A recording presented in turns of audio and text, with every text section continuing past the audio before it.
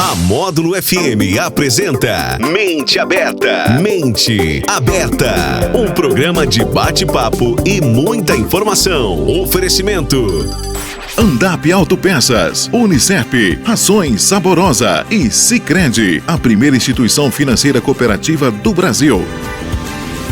Olá para você que acompanha a Módulo FM, as redes sociais da Módulo FM. A gente tem o prazer de começar mais uma edição do nosso querido Mente Aberta toda sexta. E hoje conversando com o advogado e professor Marcelo Ferreira. Marcelo, um prazer receber. Eu já estava com saudade, gente. Tinha um tempão que a gente não se falava. Verdade, Leide. Bom dia a todos. Tem um tempinho que a gente não se fala mesmo. Prazer recebê-lo, sempre é bom. E você já está convidado para o final do ano, você está sabendo, né? Estaremos aqui. Doutor Marcelo, advogado, professor, você está sempre muito ligado, antenado, e eu vejo que já tem algum tempo que você se dedica ao estudo do planejamento sucessório. Eu queria que você explicasse para a gente aqui de maneira leiga, quer dizer, de maneira técnica, mas para o leigo como eu, assim, o que é o planejamento sucessório, o que é o planejamento patrimonial?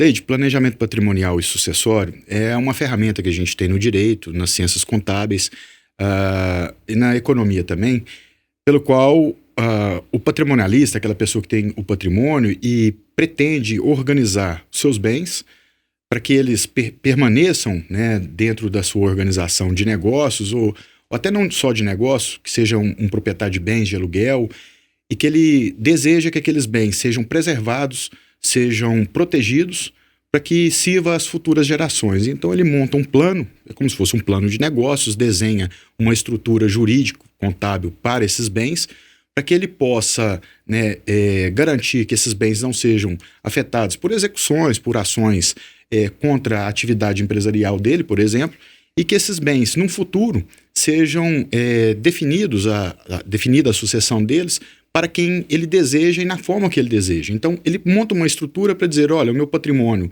é esse, eu gostaria de deixar vinculado às minhas atividades empresariais tais bens, separando outros, esses bens são reservados, e gostaria que no futuro esses bens fossem cotizados, fossem distribuídos da seguinte forma, olha, imóvel tal para o meu filho tal, o imóvel tal gostaria que ficasse com a esposa. Então, ele define esse regramento para o presente, já pensando como ele vai ser partilhado no futuro. E a gente pensa que isso está longe da gente, doutor Marcelo. Esses dias, conversando com um amigo, ele recebeu uma herança de 12 hectares, fruto do falecimento da sogra, né? Então, ele tem os bens ali combinados com a esposa e ele está surpreso com a quantidade de coisa que ele tem que pagar. Então, você pensa que está longe, que é só para quem tem muito patrimônio, muita coisa e tal. Não, vale do menor patrimônio para o maior patrimônio também, né? Exato.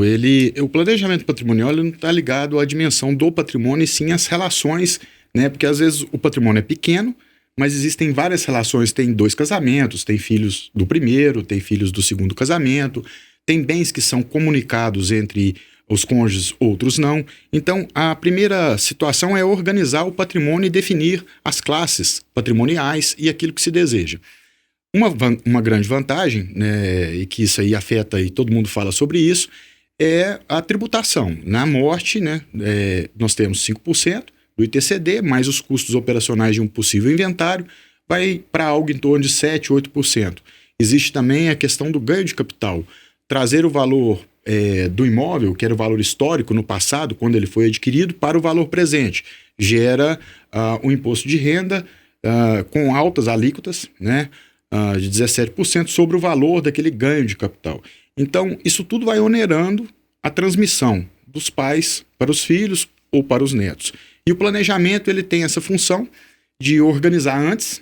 Existem algumas regras, regramento legal, ferramentas legais, em que a gente consegue alterar as bases de cálculo, alterar as alíquotas, escolher as melhores para poder fazer a transferência ou promover uma organização para futura transferência a um custo bem menor do que seria pelo inventário. Então, uma das grandes vantagens do planejamento, sem dúvida nenhuma, é justamente essa redução do custo com impostos e do custo com inventário, fora a dificuldade de se judicializar isso no futuro, né? Então, é possível, pelo planejamento, evitar com que haja um inventário judicial. É possível evitar, inclusive, o inventário extrajudicial. É possível que a pessoa morra e nem inventário tenha que se fazer através do planejamento patrimonial. Você já começou a responder, doutor Marcelo, mas eu queria que você, assim, expusesse um pouco mais, assim, por que fazer o planejamento sucessório? Questão de organização, primeiro, né? De proteção do patrimônio, principalmente para as pessoas que têm uma atividade de risco. Então, atividade de risco, eu falo, qualquer atividade empresarial, negocial, rural, ela tem um risco inerente ao negócio. O primeiro ponto é essa proteção patrimonial. O segundo ponto, essa redução dos custos operacionais, né, da sucessão dos bens no futuro. E temos outras vantagens também, como, por exemplo, nas empresas, as chamadas holdings, que são empresas que se pode criar dentro do planejamento patrimonial, não necessariamente elas são criadas, porque a gente pode fazer o planejamento patrimonial com um simples testamento, criando cláusulas modais, condicionais para o futuro, não precisa de necessariamente criar a holding, mas na criação das empresas patrimoniais, chamadas de holding, é um nome bastante comum, bastante em voga, essas empresas, elas têm benefícios fiscais, né? Dentre eles, na alocação de bens, a tributação do imposto de renda para as receitas de locação de bens, elas são bem menores do que na pessoa física. Então, só aí já gera um ganho considerável de mais de 10% sobre o valor do tributo que se paga no recebimento de aluguéis. Só em um item você já consegue eliminar aí alguns custos, né? Isso. Traga aqui, por exemplo, a gente estava fazendo hoje lá no escritório uma análise de um planejamento no evento morte, com um patrimônio de aproximadamente 30 milhões de reais, é uma atividade rural desse cliente. Ele desenvolve poucos bens na cidade, mas ele tem uma propriedade rural. Em 30 milhões de reais, ele vai gastar com o evento morte 3,5 milhões calculados, com ITCD, com ganho de capital, com tudo aquilo que vem agregado ao evento morte. É muito dinheiro, né? Muito dinheiro. Então, na falta dele, necessariamente, os filhos teriam que, para receber esse patrimônio de 30 milhões, para herdar, pagar 3,5. Com o planejamento patrimonial, nós temos uma possibilidade específica para esse cliente, devido, né, aos cálculos que são feitos com o tempo da aquisição do bem. É um cálculo relativamente complexo, em que nós optamos, existe uma saída, uma alternativa absolutamente legal de fazer a sucessão agora, né, adiantar esse patrimônio ao custo de R$1,2 milhão. Mas você fala em vida, adiantar esse processo em vida? Na verdade, não seria adiantar em vida. Ele constitui a empresa e faz, né, a doação de cotas, e ele operacionaliza isso de uma forma mais simples, reserva para ele a administração da empresa, reserva para ele o usufruto vitalício de cotas, né, tudo com ferramentas que o direito civil nos traz, não tem segredo nenhum, está tudo dentro do Código Civil, da Constituição. Então, a gente traz isso do direito de empresa, a gente traz isso para um contexto em que ele patrimonializa dentro de uma PJ e dentro da PJ ele já institui, né, o acordo de cotistas, institui as regras de sucessão, institui a possibilidade do evento morte-filho. É difícil a gente pensar nisso, mas o filho pode morrer primeiro que o pai. Né? Então, o que aconteceria na hipótese da morte do filho? A gente consegue separar entre os filhos as classes de cotas, né, condominiando as cotas empresariais para cada um dos filhos, para que se prospere a sociedade, mesmo no evento morte daqueles que vão receber o adiantamento da propriedade. Então, existe uma série de ferramentas que a gente trabalha conforme cada um caso. Esse trabalho, Leite, ele deve ser feito iniciado do ponto de vista jurídico. Isso é importante dizer, porque muita gente fala, olha, eu vou criar uma empresa, eu vou criar uma holding. Pode criar? Pode. É muito fácil, é muito simples criar uma empresa patrimonial.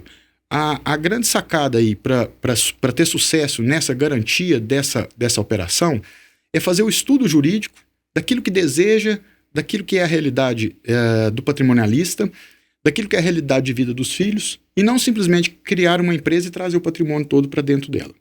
Tá?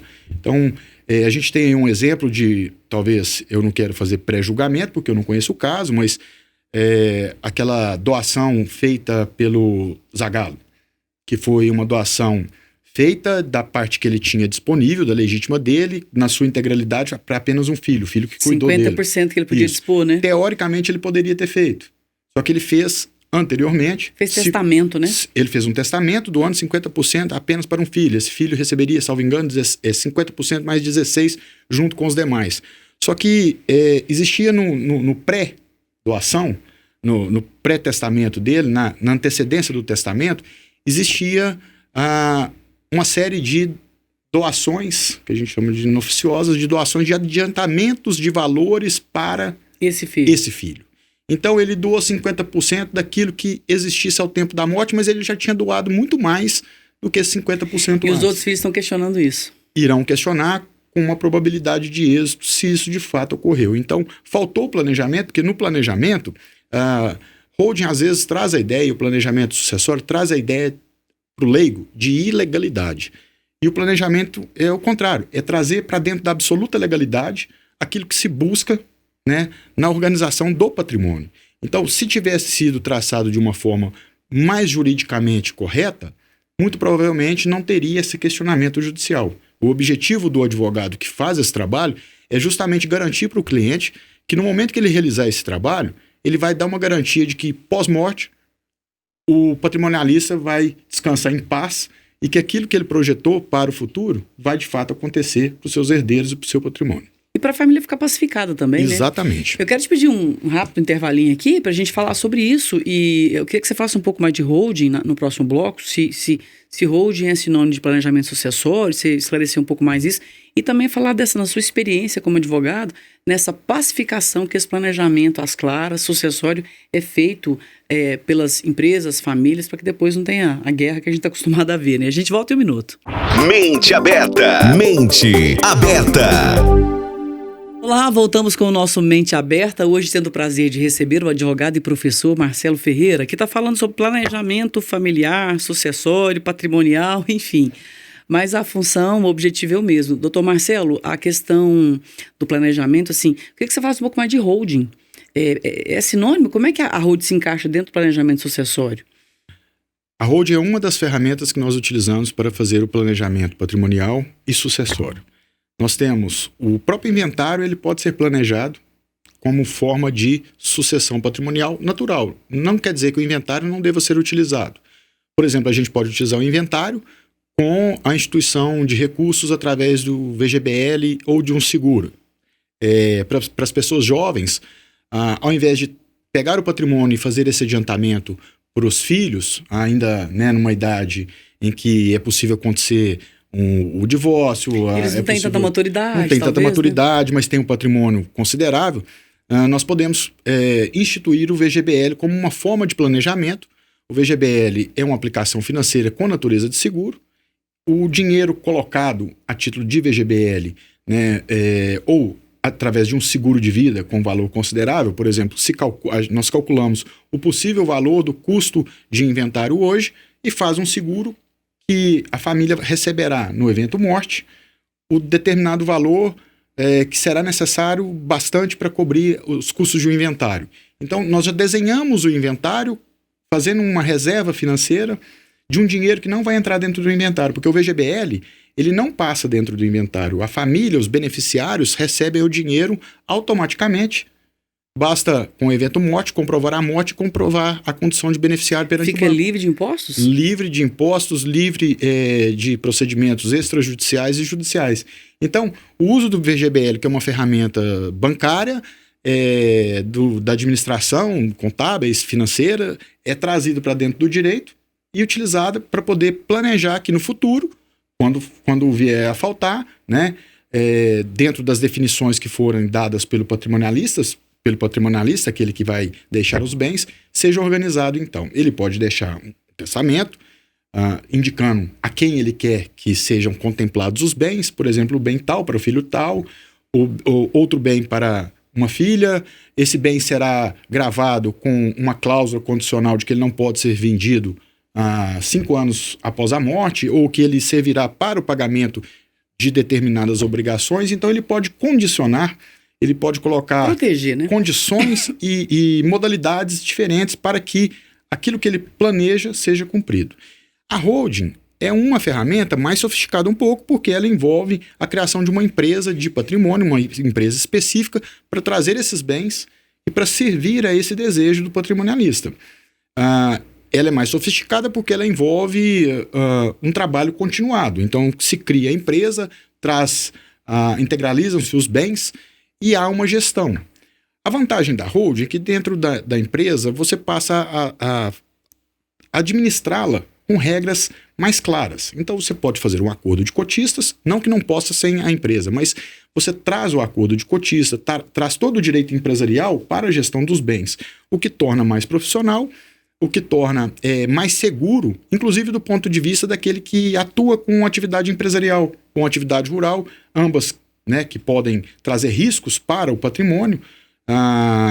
As empresas, quando elas são constituídas, por exemplo, uma empresa de uma atividade empresarial ou atividade agrícola, elas têm a natureza jurídica própria e elas são distintas dos seus sócios. Então, quando se traz o patrimônio para uma empresa apenas de patrimônio, a possibilidade das dívidas daquela empresa de atividade específica, né, as dívidas de natureza fiscal, trabalhista, etc., elas têm um vínculo com aquela atividade, com aquela PJ, e não com a patrimonialista, o que permite, né, proteger os bens dentro da empresa de patrimônio. Agora, isso tudo tem que ser criado de forma prévia. Antes serem contraídas as dívidas, antes da atividade ter problema, daquelas atividades de risco terem problema.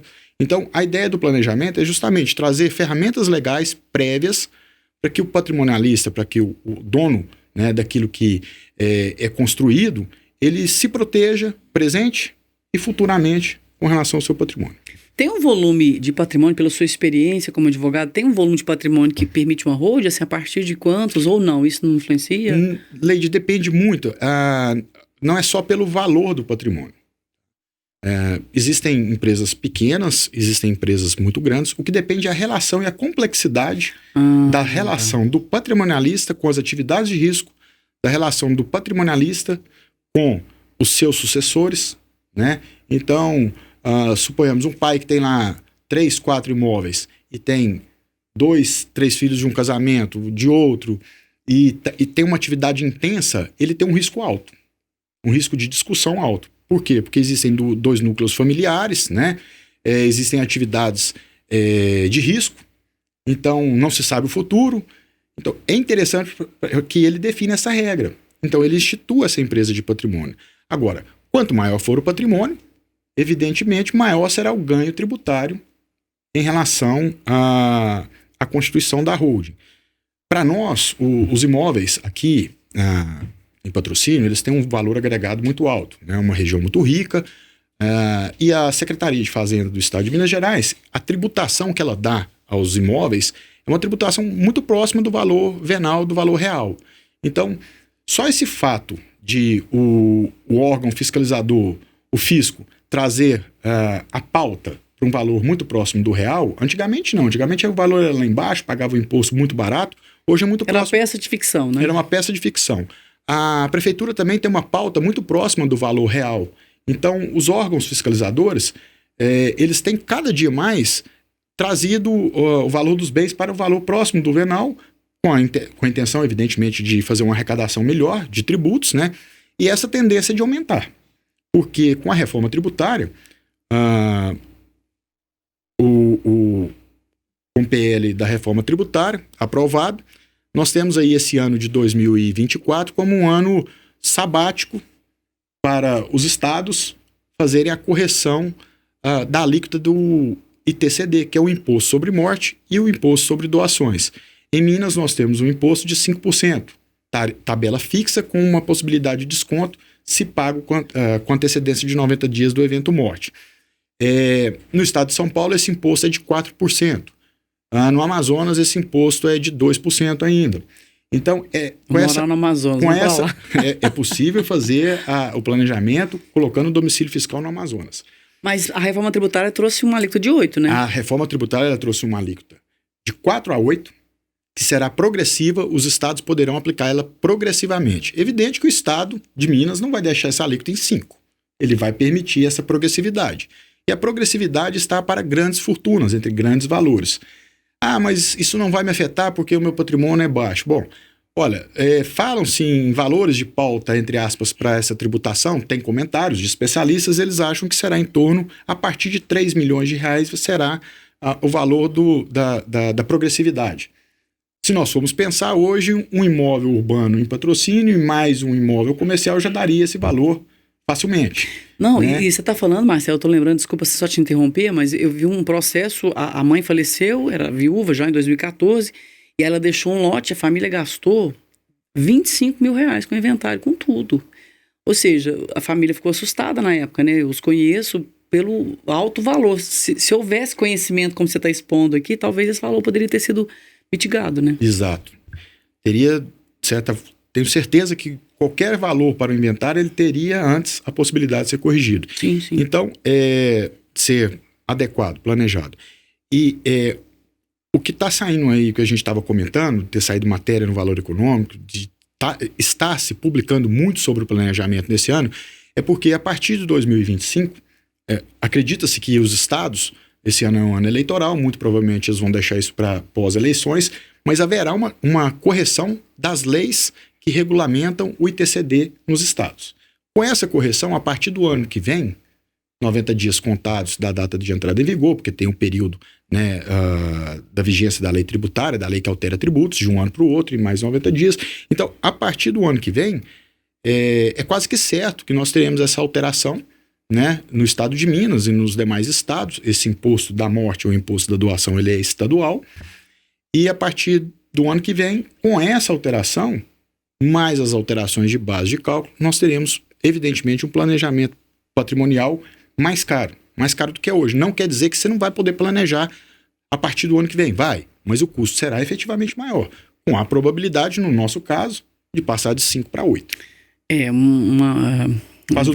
Quase o dobro e considerável, né? Agora, Marcelo, na sua experiência como advogado, esse planejamento, assim, nem digo que é o objetivo, mas dá uma pacificada na família, quando tudo fica claro, fica organizado, inclusive, assim, o dono do patrimônio fica mais tranquilo também?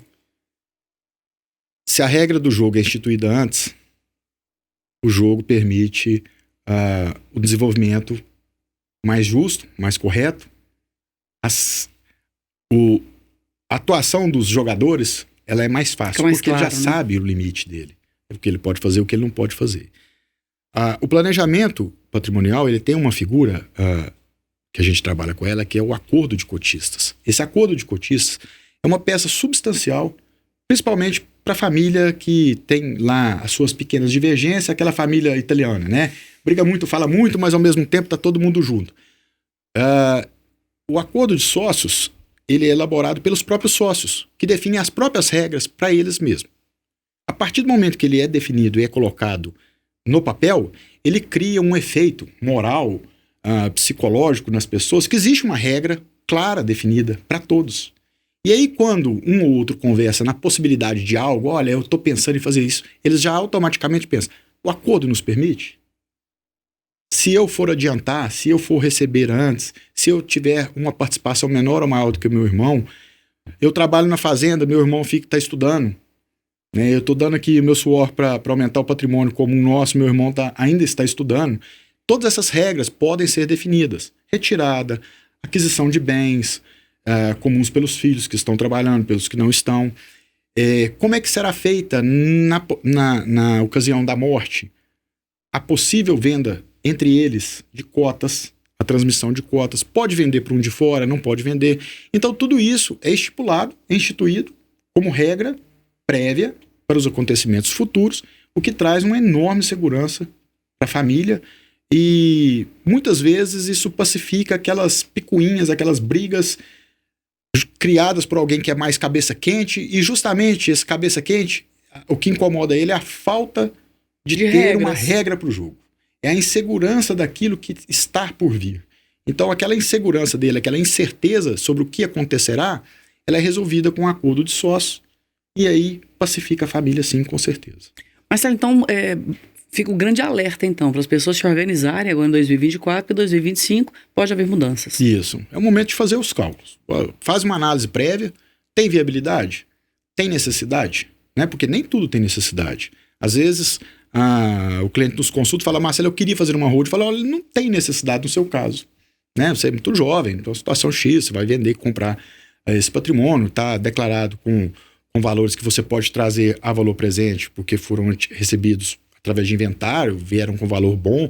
Então, cada caso é um caso. Não tem uma regra, não tem uma tabelinha que você fala, olha, isso pode, isso não pode, isso aplica, isso não aplica. Cada caso tem uma análise jurídica, contábil, para ver a viabilidade de planejar e de usar essas ferramentas que nós falamos. Ô Marcelo, tem algo que a gente não tenha falado aqui que você queira abordar, que seja assim, relevante, que eu tenha esquecido, enfim? Não, legal, muito bom falar disso.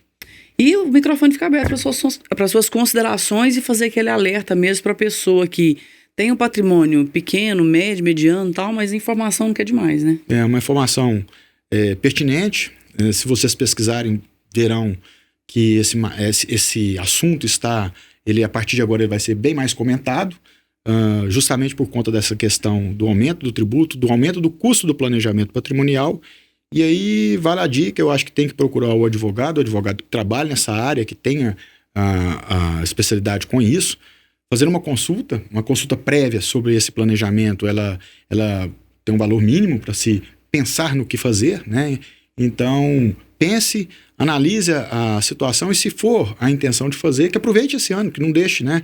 Espere aumentar a tributação para poder fazer. Ô Marcelo, muito obrigado pela entrevista. O microfone fica aberto aí, você volte sempre, tá? Eu que agradeço. Esse foi o Dr. Marcelo Ferreira, que é advogado e professor, falando com a gente aqui no Mente Aberta sobre planejamento sucessório. Coloque aí na sua agenda, que é um assunto interessante para você organizar a sua vida financeira e ser mais feliz. A todos um bom fim de semana e até a próxima sexta. Você ouviu na Módulo FM Mente Aberta. Mente Aberta. De volta na próxima sexta-feira. Até lá. Oferecimento Andap Autopeças, Unicef, Rações Saborosa e Sicredi, a primeira instituição financeira cooperativa do Brasil.